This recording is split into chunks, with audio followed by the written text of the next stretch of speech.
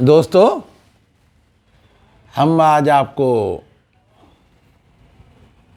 हिंदुस्तान की एक बहुत बड़ी शायरा, बहुत बड़ा नाम है उसका, अंजुम रहबर। वो एक मरतबा यहाँ कराची में आई थी, हिंदू जिम खाना क्लब में। ये गालिबन कोई 25-30 साल पुरानी बात है। मैं अपने उस्ताद अल्लामा सैयद बनवी के साथ, जिनसे मैंने ये फ़न सीखा था, वो बड़े काबिल इंसान थे। शाह अब्दुल भिटाई ने तो उन्होंने यूनिवर्सिटी के ज़माने में, जब 70s में एमए इंग्लिश कर रहे थे सिंध यूनिवर्सिटी से, वहीं पर ही उन्होंने हिफ्ज़ कर लिया था। उसके बाद फिर हमारी दोस्ती 82 में हुई।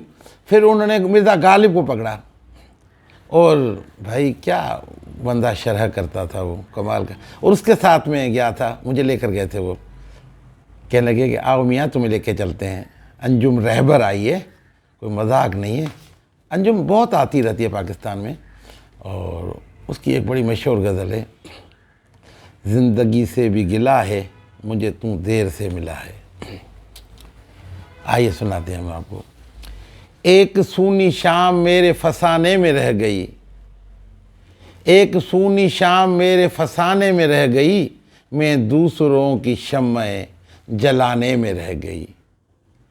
एक सूनी शाम मेरे फसाने में रह गई, मैं दूसरों की शम्में जलाने में रह गई।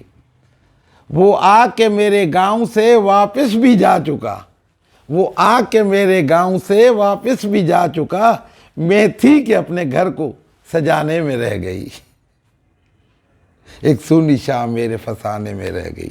गलियों में रक्स करने लगी दोपहर की धूप, गलियों में रक्स करने लगी दोपहर की धूप, मैं थी कि साथियों को जगाने में रह गई। एक सूनी शाम मेरे फसाने में रह गई, मैं दूसरों की शम्में जलाने में रह गई। वापस हुई तो घर मेरा शोलों की जद में था, वापस हुई तो घर मेरा शोलों की जद में था, मैं मंदिरों के दीप जलाने में रह गई। वाह क्या बात है।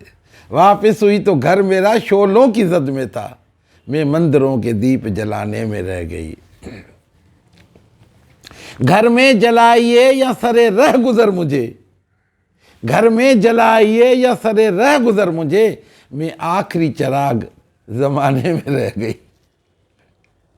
हर पल फरेब खाइए और मुस्कुराइए, हर पल फरेब खाइए और मुस्कुराइए, ये बात तो सिर्फ मेरे घराने में रह गई। जगह जगह के मोहब्बत दिखा दिखा के खुलूस, जगह जगह के मोहब्बत दिखा दिखा के खुलूस, बड़े करीब से लूटा है दोस्तों ने मुझे।